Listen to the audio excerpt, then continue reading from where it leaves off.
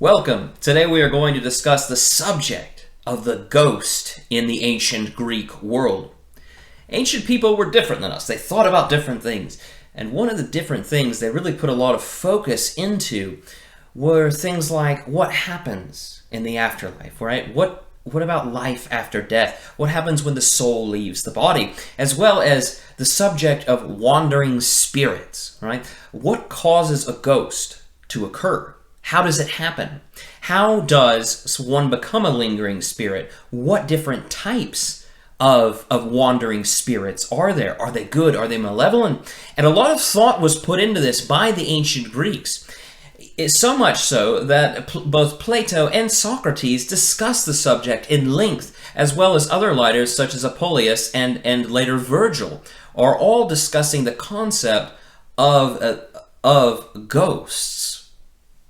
Not only this, but we have many interesting and fun haunted stories we will regale you with, as well as explore what the Greeks thought of ghosts, and many different definitions and types of them, and how one became one. And you'll find a lot of things, even dating back into the deep BC era in ancient Greece, are still very modern tropes, right, that we can see in Hollywood movies.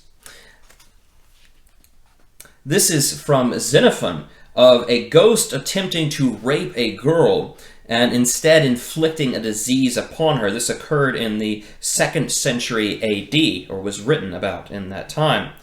When I was still a girl, I wandered away from my family during an all-night festival. I came to the tomb of a man who had just recently died. And then a man appeared before me, jumping out of the grave. He then tried to hold on to me, but I tried to run off and kept screaming. The man was fearful to look at, but his voice was more terrible by far. Finally, when it became day, he let me go, but he struck me in the chest and said he had cast this disease into me, and from that point, I have been subject to various forms of attack from the disease over the years. So this ghost, who had recently died, sprung forth from the grave, attacked this young girl, attempted to rape her, which proved unsuccessful, and instead, as revenge, cast a disease into her that has plagued her for her entire life. So ghosts in ancient Greece could do things that demons could do, right? They could possess, they could cast disease on people, as we saw in our last episode with the plague a demon of Ephesius, right? It is a common theme for ghosts back then to be able to possess, as well as to be able to cast diseases into people themselves. The Greeks classified their ghosts by 4 different categories. The aurore, those dead before their time, those cheated of a full life, bitterly stayed back to haunt the land of the living, which they felt they had been deprived of. Then there is those dead by violence. These included the dead in battle, executed criminals, although murder victims and suicides apparently proved the most bitter of this type of ghost. The agomi, those dead before marriage. Both male and female ghosts could be assigned to this category, although the female ones are regarded as particularly bitter due to the ancient stereotypes of women needing to fill the role of marriage and thus producing children, and they feel like they've been robbed of that, according to their theory on this type of ghost. The autophe, right? Those deprived of burial, and this is a big one. This is probably the biggest circumstance that the Greeks talked about. Whatever the circumstances of death, a ghost could not achieve rest without due funeral rites, right? And so, but there's a distinction. It's not just about merely plopping a corpse into a hole, right? It's the body has to have 2 coins for the ferryman, right? They've got to have the proper funeral rite. Written by Plato, he describes a conversation Socrates had in which he discussed the manner of ghosts. One must imagine this corporeal element to be burdensome, heavy, earthy, and visible. The sort of soul that has it is weighed down and drawn back to the realm of the visible. in fear of the unseen and of Hades, as it is said, and rolls around gravestones and tombs, around which, in fact, some shadowy manifestations of souls are seen, such as are the ghosts that the souls of this kind produce, souls that have not been purely released, but still participate in the realm of the visible, and for that are seen. It is likely that they are not at all the souls of the good, but the souls of the bad, that are compelled to wander about such places, paying the penalty for their former nurturing, which was an evil one. And they wander around until they are once again imprisoned in a body because of their desire for the corporeal part that ever accompanies them, right? So they're looking for a host, according to Socrates, to possess, right? Or to be born again as reincarnation, right? Which there were some Greek circles they did believe in reincarnation. For example, those who have devoted themselves to gluttony, rough sex, and drunkenness, and have not scrupulously avoided these things, are likely to enter into donkeys and similar beasts. So here he's not just suggesting they'll possess people, but they'll possess animals as well. Whereas those who have privileged injustice, tyranny, and robbery are likely to enter into wolves, hawks, and kites. Right? So he's suggesting that certain types of evil people will possess animals and use them to live again. Virgil, in 19 BC, writes of this in the Aeneid, of this idea of the dead not being able to go into the afterlife, right? To successfully enter the afterlife without a proper burial. On the near side of the Styx, the Sibyl speaks. So the Sibyl is like a witch or not more a witch, more like a necromancer or an oracle of the dead, oftentimes. All the crowd you see here is destitute and unburied, right? So he's describing this other side of the river into Hades, where all the unburied are. This is Charon, the ferryman. These who he transports over the wave are buried, right? So can't enter the afterlife unless you're buried. He may not carry the souls across the awful banks and the rumbling waters before their bones have found peace in a resting place. They wander over and flit about these shores for 100 years. Only then are they admitted to the pools they have longed for and can revisit them. Okay, so the dead can't successfully enter the afterlife without having a proper burial. Okay, and one of the famous cases of this, right? Achilles and Hector. The way he doesn't want to give Hector his burial rights because he's so mad at him for killing Patroclus, right? And so part of that denying him funeral rights is so that Hector not only suffers a terrible death, but he suffers a terrible afterlife. That is why one of the reasons why Achilles' killing of Hector and his butchery of his body is so powerful and repugnant, right? He is cursing him into the afterlife as well, to wander around the shores, destitute, a dead, wandering soul unable to enter into the afterlife.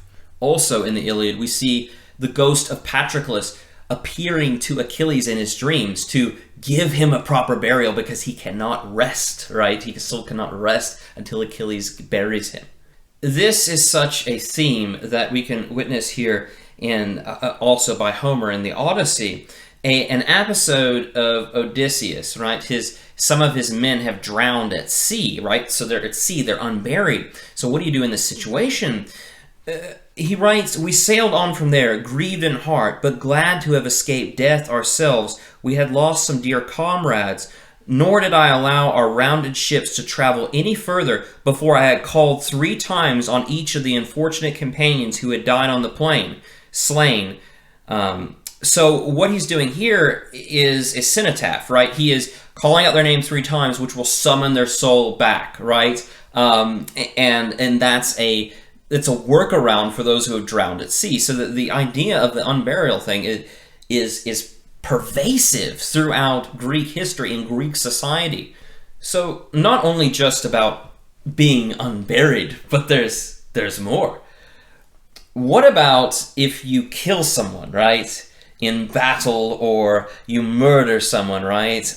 Or something along those lines, or this person hated you and they happen to die. What would you do then? How would you prevent their ghost from coming after you? Well, it's an unfortunate practice called armpitting, where they would actually mutilate the body of the person, and so that their ghost would be crippled in the afterlife and would not be able to seek revenge. And we hear Suda writes on this. Men usually wipe their swords on their heads of the slain to avert the pollution of the killing, or to purify themselves. They would cut off the slain man's extremities and hang them around his armpit, so that it is said he would be too weak to avenge the murder, right? So he's cutting off all his limbs. So the ghost is going to be crippled in the afterlife and can't get him. So too, Apollonius says, you cut the first pieces from the dead man, or those engaged in civil war used to cut the extremities from the slain, cutting off all parts of the body and fasten them in pieces around the men, stringing them together, as if thus they were depriving them of strength, so that they would subsequently not terrorize them. The corpses used to wear the extremities on their armpits. They call this process armpitting.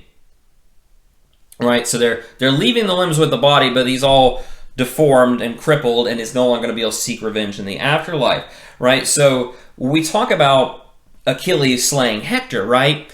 He doesn't just kill Hector, right? He doesn't bury him. He doesn't give him funeral rites so that he'll be tortured in the afterlife. But what else does he do to him, right? He cuts out his eyes, right? He cuts off his nose. He disfigures Hector so that he will be blind and deaf and dumb and will not be able to haunt Achilles and find him post-mortem. We will now regale you with some strange stories of haunted houses that will sound very familiar to horror movies we might see in a modern day. These tales as old as time, or rather, perhaps tropes as old as time. This is written by Pliny in his letters in 107 AD. In Athens, there was a large and roomy house, but it had a bad reputation and was plagued by disease. Through the silence of the night came the sound of clanking iron, and if you listened more keenly, there was the rattling of shackles. In the distance at first, but then from close at hand, then a ghost would appear, an old man, emaciated and filthy, his beard long and his hair unkempt. He wore fetters on his feet and chains on his wrist, and shook them. As a result, the inhabitants were kept awake through dismal, terrible nights because of their fear. Sickness and death ensued from their sleep deprivation as their trepidation increased. For sometimes during the day, too, although the apparition had disappeared, the recollection of it lingered before their eyes, and their fear outlived its cause. As a result of this, the house was deserted, condemned to be unoccupied, and completely abandoned to that horror.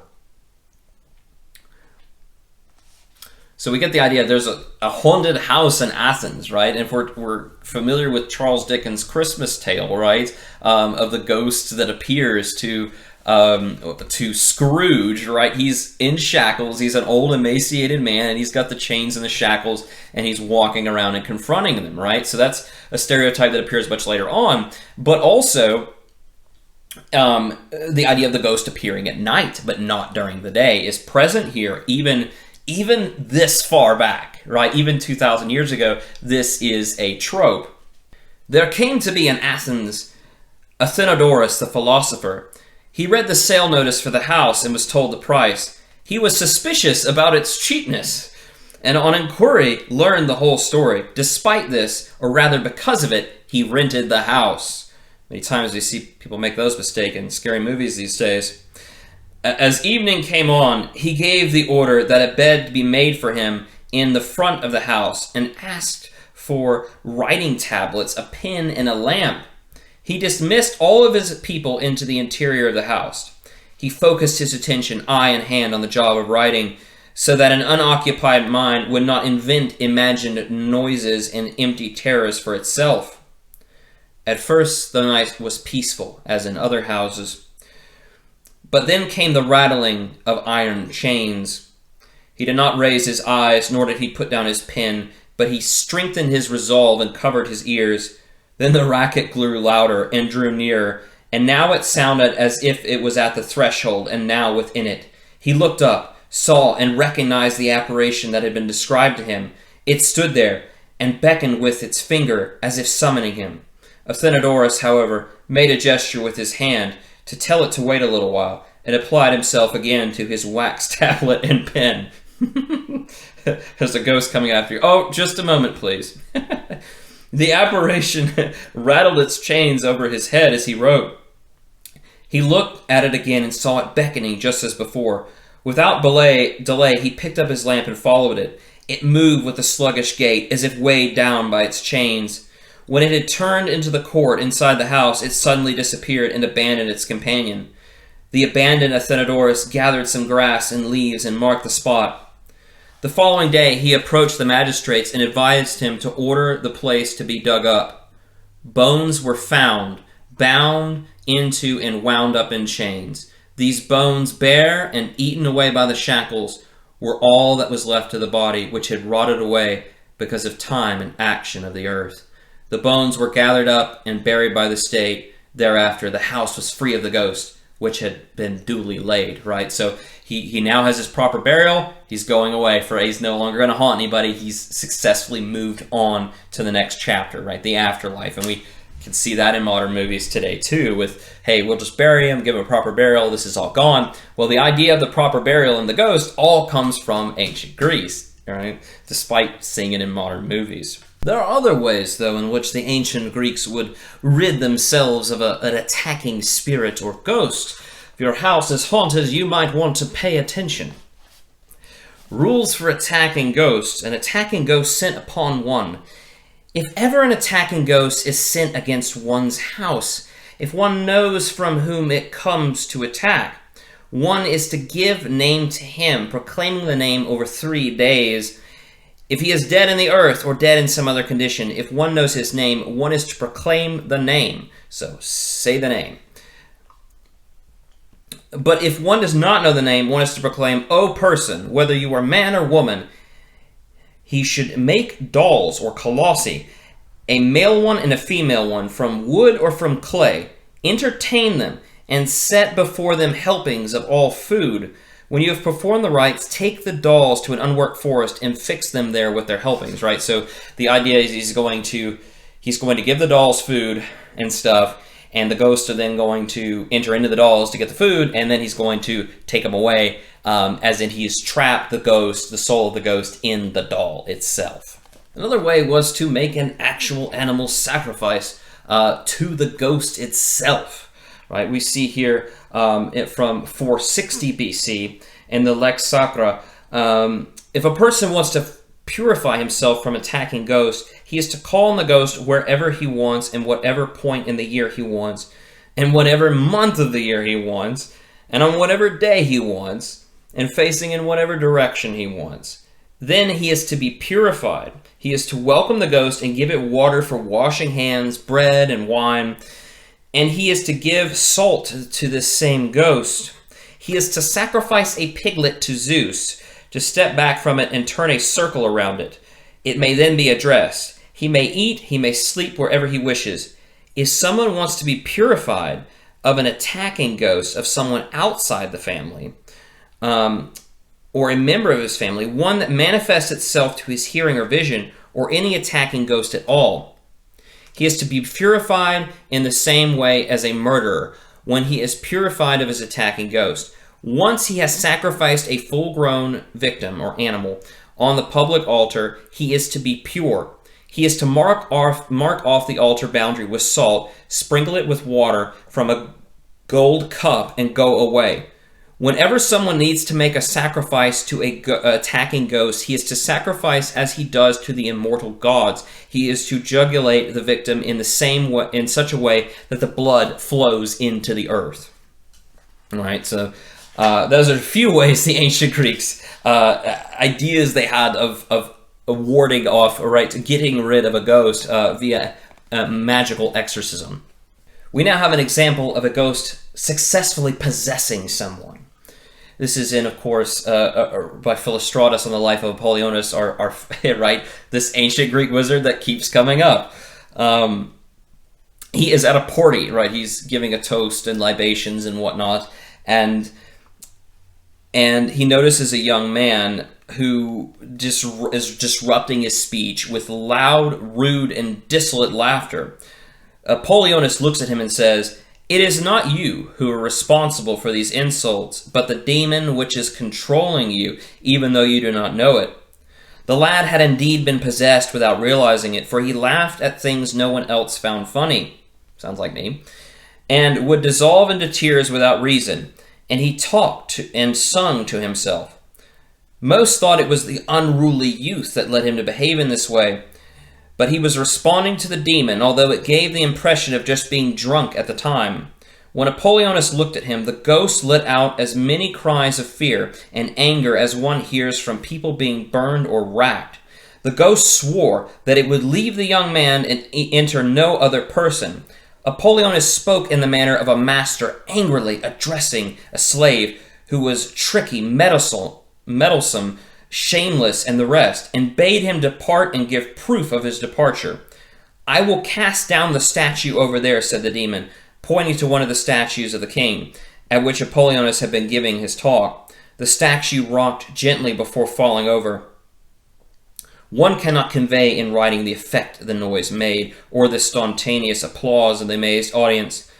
The lad rubbed his eyes as if he had just woken up, and looked up at the sunlight. All turned to him. He took on a modesty, and no longer appeared possessed, nor did he gaze around wildly, but reverted to his own nature, almost as if he had taken some medicine. He changed out of his effeminate clothes and delicate clothes, and all of the rest of the decadent finery, fell in love with the squalor and the rough coat of the philosopher, and prepared himself for a life in the manner of the philosopher. Okay, so Apollonius has cast this ghost or demon out of this boy. A laughter demon, apparently, that was, plaguing him with some sort of mental illness. Another haunted house episode appears before us, mentioned by Lucian. Described here, the house had long been rendered uninhabitable by its terrors. If anyone occupied it, he was immediately frightened out of his wits and fled from it, chased out by some terrifying, panic-instilling ghost. So it was by now falling in, and the roof was in disrepair, and there was absolutely no one bold enough to enter into it. So the man heads in to the house, expecting the worst. The ghost materialized in attack. He thought he was up against an average fellow and expected me to flee in terror like the others. He was squalid, he had long hair, and was blacker than dark. He stood opposite and put me to the test. He attacked me on all sides in case he could beat me one-on-one, and transformed himself now into a dog, now into a bull, and now into a lion. But I mobilized my most blood-curdling spell, one in the Egyptian language. It drove him into the corner of the dark room and laid with him the charm. I made note of the place at which he went down, and then took my rest for the remainder of the night. So here we have a story of a wizard, effectively, right, using magic to dispel this monstrous ghost that could shapeshift into other creatures, right? We talked about the idea earlier of the possessing of an animal, of a wolf, of a lion, etc. And that was a common place for these types of ghosts to have these abilities. We have an interesting play as well in which a young man falls in love, right, with a ghost who is haunting his house, right? So there's many different ideas on ghosts in the Greek world. Ghosts that could possess, that could inflict disease, that would haunt someone, that would attack and try to kill them, as well as potentially have sex and fall in love, etc. But you also have witches in the Greek world attempting to use ghosts as well as demons to attack other people, right? To invoke necromancy, to invoke a ghost or ghoul of some kind and send them to attack someone else, right? So they are compelling the spirit via magic to act on their behalf to kill someone else. And we will talk about that next week when we discuss witchcraft in the ancient Greek world, as in evil, insidious, abominable magic. So we'll make a return to that next week. Folks, I hope you enjoyed the interesting way the Greeks thought of ancient ghosts and spirits, as well as hopefully you were regaled with some of the interesting stories we told today. Thank you so much for watching. You all have a great rest of your day, and enjoy the week.